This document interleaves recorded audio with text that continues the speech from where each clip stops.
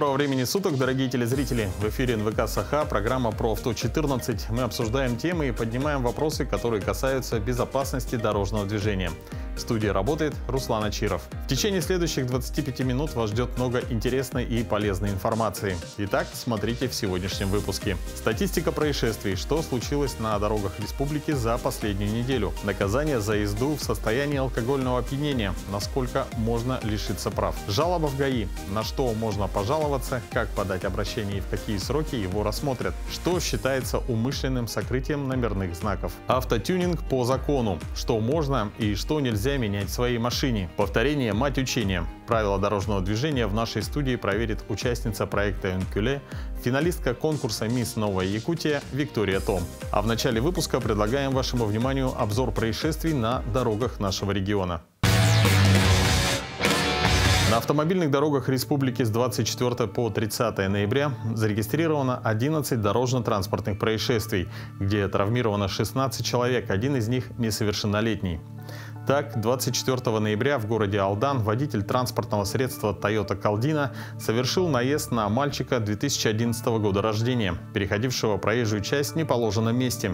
В результате ДТП несовершеннолетний доставлен в приемное отделение Алданской районной больницы. 27 ноября в Якутске водитель автомобиля Toyota Land Cruiser в нарушение пункта 6.2 ПДД Российской Федерации проехал на запрещающий сигнал светофора и совершил столкновение с автомобилем Toyota Wish, который двигался по крайней левой полосе во встречном направлении.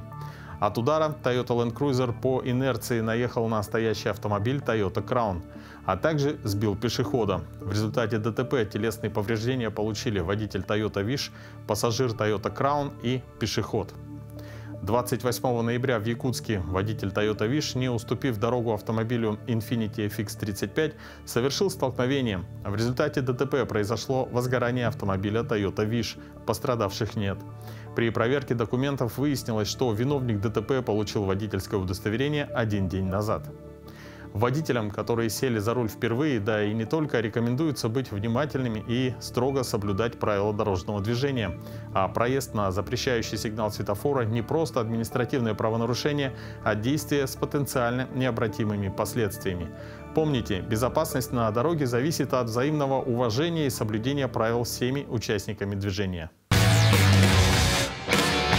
Наверняка вы не раз видели нарушения правил дорожного движения. Один обгоняет по обочине, другой паркуется на газоне, третий ездит по тротуару. Можно ли сообщить о нарушении ПДД в надзорные органы и что для этого нужно? Вот понятная инструкция для неравнодушных граждан, желающих сделать наш мир чуточку лучше. Список, увы, не так обширен, как хотелось бы. Допустим, вряд ли вам удастся сообщить о превышении скорости. Специальной измерительной аппаратуры у вас под рукой обычно не бывает. Аналогично с пьяными водителями. Сообщить в ГАИ о нарушении ПДД подозрительным водителям можно, но на глазок и без измерения степени опьянения вам опять же не определить. Гражданин может обратиться в подразделение госавтоинспекции лично, направить обращение через официальный сайт МВД России или портал госуслуги. Также работает телефон дежурной части, где круглосуточно принимаются сообщения о нарушениях и дорожных происшествиях. Гораздо проще пожаловаться на нарушение ПДД в ГАИ, если речь идет о неправильной парковке, нарушении правил проезда пешеходных переходов. Причем подать жалобу можно не только на водителей, но и на пешеходов, которые тоже являются участниками дорожного движения. Каждое обращение внимательно рассматривается, а по результатам принимаются необходимые меры. Срок рассмотрения обращения составляет 30 дней. Что нужно, чтобы пожаловаться на нарушение ПДД? Здесь главное – доказательная база и терпение. Общение с госорганами – процесс не быстрый. В качестве доказательной базы могут использоваться фото и видеоматериалы, но не какие угодно, а качественно сделанные. Например, машина стоит возле знака запрета стоянки. Соответственно, в кадре должна быть четко видна как машина-нарушитель, так и локация. В кадре должны быть четко видны номера машины нарушителя, чтобы госавтоинспекции было реально привлечь его к ответственности. Вождение в нетрезвом виде – серьезное нарушение закона. Даже глоток вина покажет превышающий уровень промилле в крови. Какая ответственность предусмотрена в России за это нарушение? Как и кто определяет степень опьянения? Какое наказание ожидает нарушителя? Об этом сегодня в нашей студии напомнит начальник отделения пропаганды безопасности дорожного движения Управления госавтоинспекции, подполковник полиции Кеней Иванова. Кеней Кимовна, здравствуйте. Здравствуйте. Ну, что считается управлением транспортным средством в нетрезвом виде? Управление транспортным средством в состоянии опьянения алкогольного, наркотического или иного под воздействием лекарственных препаратов, ухудшающих реакцию и внимание, ставящим под угрозу безопасность движения, влечет наложение административного штрафа в размере 45 тысяч рублей с лишением права управления транспортными средствами на срок от 1,5 до 2 лет. А в отношении лиц, не имеющих права управления транспортными средствами, влечет административный арест на срок от 10 до 15 суток или наложение административного штрафа на лиц, в отношении которых в соответствии с Кодексом об административных правонарушениях Российской Федерации не может применяться административный арест в размере 45 тысяч рублей. Угу. Скажите, а может ли предполагаемый правонарушитель отказаться от медицинского свидетельствования? За невыполнение водителем транспортного средства законного требования уполномоченного должностного лица о прохождении медицинского освидетельствования на состояние опьянения предусмотрена ответственность по статье 12.26 Административного кодекса Российской Федерации как за управление транспортным средством в состоянии опьянения. А что грозит за вождение в нетрезвом виде в первый раз? Если водитель первый раз попадается сотруднику госавтоинспекции в нетрезвом состоянии, то пьяный автомобилист может получить штраф в размере 45 тысяч рублей с лишением права управления транспортными средствами от 1,5 до 2 лет. Угу. А что будет за повторное вождение в нетрезвом виде? За повторное вождение в нетрезвом виде предусмотрена уже уголовная ответственность по статье 264 прим. 1 Уголовного кодекса Российской Федерации, который может включать штраф от 200 тысяч до 300 тысяч рублей, либо исправительные работы до 480 часов, обязательные работы или лишение свободы до 2 лет. Кроме того, водителя, который уже был лишен прав, лишает их снова на срок до 3 или до 6 лет в зависимости от обстоятельств. Угу.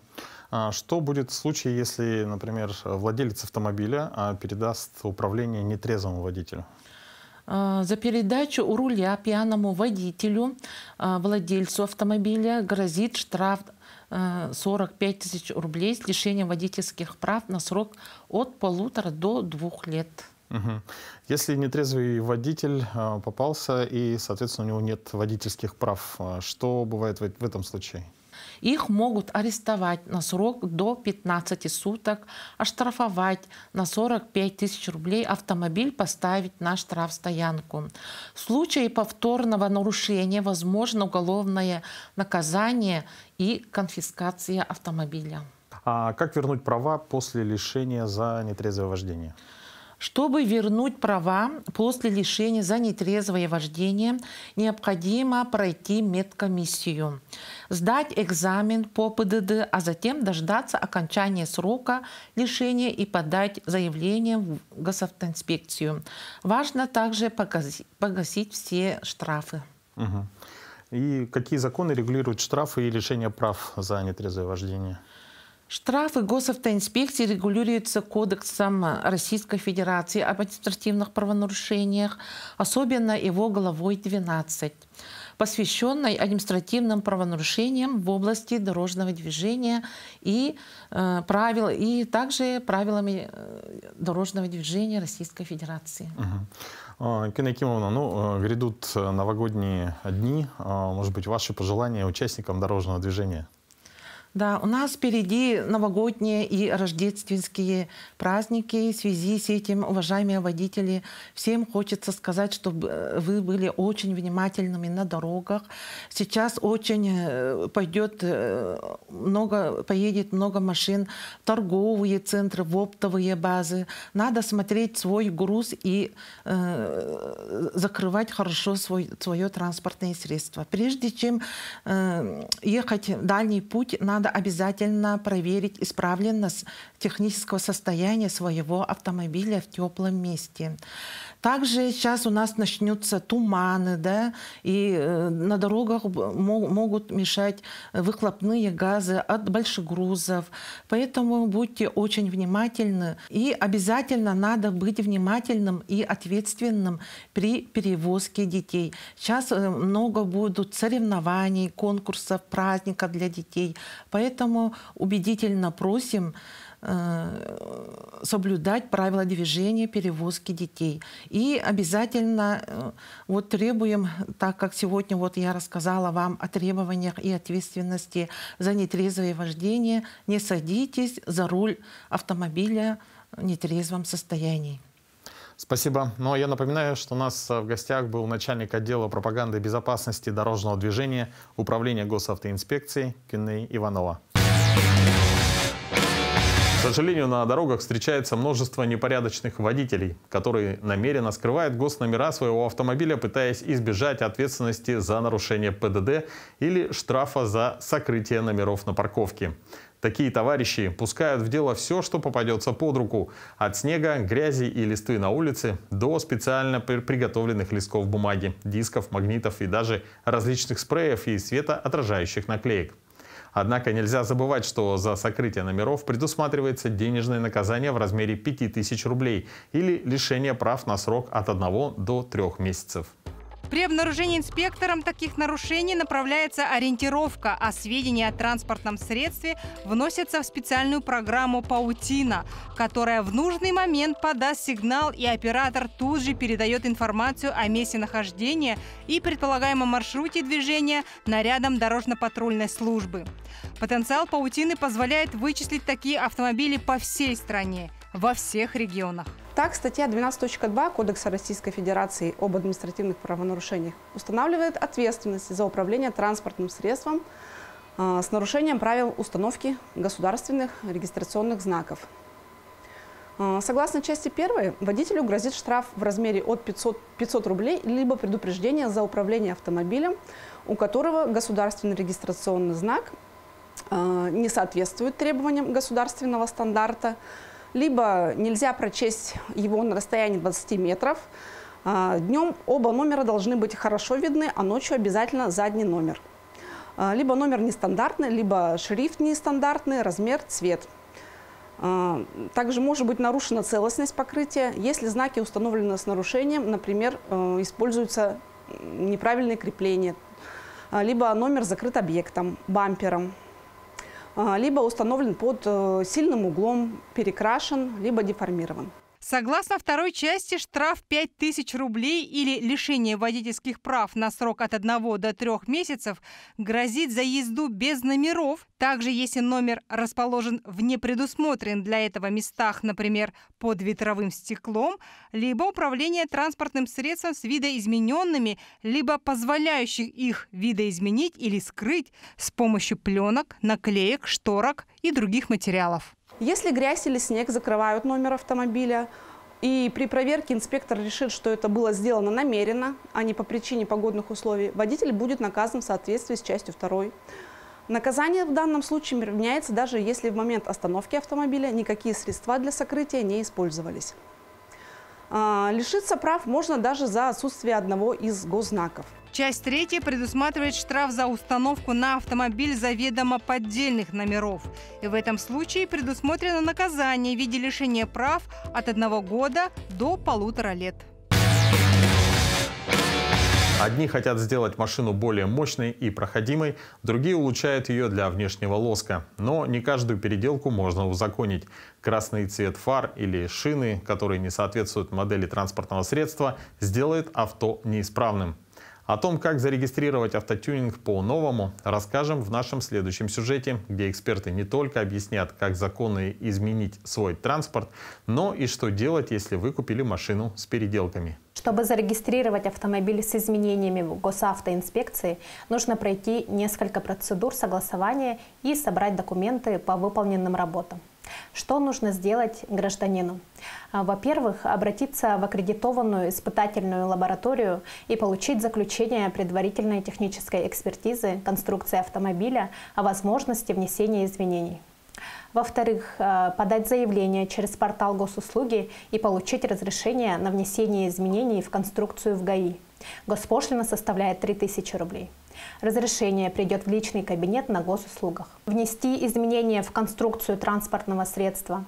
Если изменения связаны с установкой газобаллонного оборудования ГБО, самостоятельно проводить работы нельзя. Нужно получить декларацию производителя работ по установке оборудования. Ее выдает автосервис.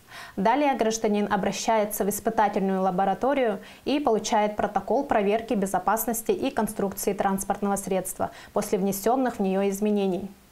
Далее гражданину необходимо пройти осмотр со внесенными изменениями и получить диагностическую карту. Далее подается заявление на получение свидетельства о соответствии автомобиля требованиям безопасности. Подавать заявление нужно в подразделение, где получали разрешение на внесение изменений. Понадобится выбрать дату и время для посещения подразделения и оплатить госпошлину в размере 4500 рублей.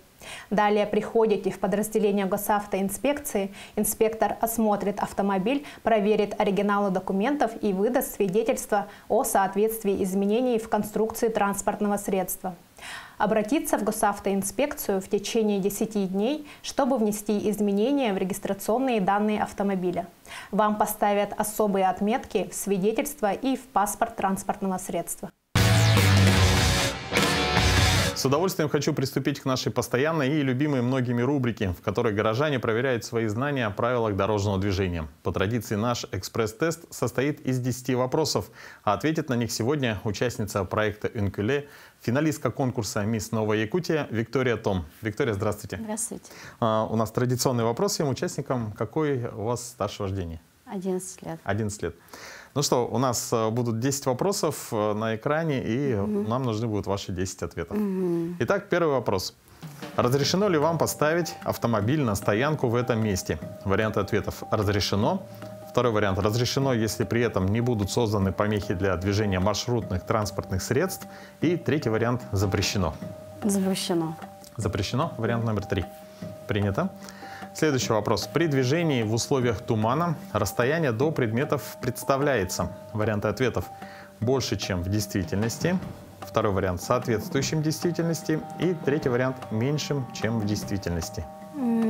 Большим, чем в действительности. Большим, чем в действительности. Вариант номер 1. Принято. Следующий вопрос. Вы намерены развернуться. Ваши действия. Варианты ответов: проедете перекресток первым. Второй вариант: выполните разворот, уступив дорогу легковому автомобилю. И третий вариант: дождетесь, когда регулировщик опустит правую руку. Второй вариант. Второй вариант. Принято. Следующий вопрос. При наличии какого знака водитель должен уступить дорогу, если встречный разъезд затруднен? Варианты ответов: только В, А и В, Б и В. И четвертый вариант: Б и Г. Второй. А и В. Вариант номер А и В. Принято. Следующий вопрос. Кто из водителей нарушил правила остановки? Варианты ответов: только водитель легкового автомобиля. Второй вариант: только водитель грузового автомобиля. И третий вариант: оба. Оба. Оба. Принято. Вариант номер 3. Следующий вопрос. По какой полосе вы имеете право двигаться с максимально разрешенной скоростью вне населенных пунктов? Варианты ответов: только по правой, только по левой. И третий вариант: по любой. Только по правой. Только по правой полосе. Принято? Да. Следующий вариант. Где вы должны остановиться? Варианты ответов: перед знаком А, перед перекрестком, вариант Б, и перед краем пересекаемой проезжей части, вариант В. Вариант В. Вариант В, это, соответственно, третий вариант. Принято? Следующий вопрос. Выезжая с грунтовой дороги на перекресток, вы попадаете. Варианты ответов: на главную дорогу, на равнозначную дорогу, поскольку отсутствуют знаки приоритета. И третий вариант – на равнозначную дорогу, поскольку проезжая часть имеет твердое покрытие перед перекрестком. Первый вариант. Вариант номер 1. Хорошо, следующий вопрос. Разрешается ли вам остановка для посадки пассажира в этом месте? Варианты ответов: разрешается. Второй вариант: разрешается, если при этом не будут созданы помехи для движения маршрутных транспортных средств. И третий вариант: запрещается. Второй вариант. Вариант номер 2. Принято. Следующий вопрос. Вам необходимо повернуть на примыкающую справа дорогу. Ваши действия. Варианты ответов: не меняя полосы, снизить скорость, затем перестроиться на полосу торможения. Второй вариант: не меняя скорости, перестроиться на полосу торможения, затем снизить скорость. И третий вариант: возможны оба варианта действий. Второй. Вариант номер 2. Да. Ну что, это был последний вопрос, и сейчас результаты проверит преподаватель ПДД, эксперт Анастасия Бушуева. Добрый вечер, уважаемые телезрители. Итак, проверим знания по правилам дорожного движения Викторию. Итак, первый вопрос. Разрешено ли вам поставить автомобиль на стоянку в этом месте? Мы знаем правило, что остановка и стоянка запрещена ближе 15 метров от остановочных площадок, также на пешеходных переходах и ближе 5 метров перед ними. Значит, здесь запрещено. Ответили правильно, Виктория. Супер. При движении в условиях тумана расстояние до предмета представляется. А в тумане водитель представляет, как будто предмет находится далеко, чем в действительности. Поэтому здесь больше, чем в действительности. Ответ правильный. Вы намерены развернуться в ваши действия. Перекресток регулируемый. Мы должны руководствоваться регулировщиком. Красный автомобиль говорит: если жезл смотрит лево, проезжай как королева. То есть он может двигаться в любом направлении. Синий говорит: если жезл смотрит на меня, поверну направо я. Если красный развернется, то синий будет ему помеха справа. Поэтому мы выполним разворот, уступив дорогу легковому автомобилю. Ответили правильно. При наличии какого знака водитель должен уступить дорогу, если встречный разъезд затруднен? На уклоне А и Б это 1.13 и 1.14 знаки, спуск или подъем. Когда поднимаемся, мы имеем всегда преимущество, а когда мы спускаемся, мы должны уступить дорогу встречному автомобилю. Здесь А подходит.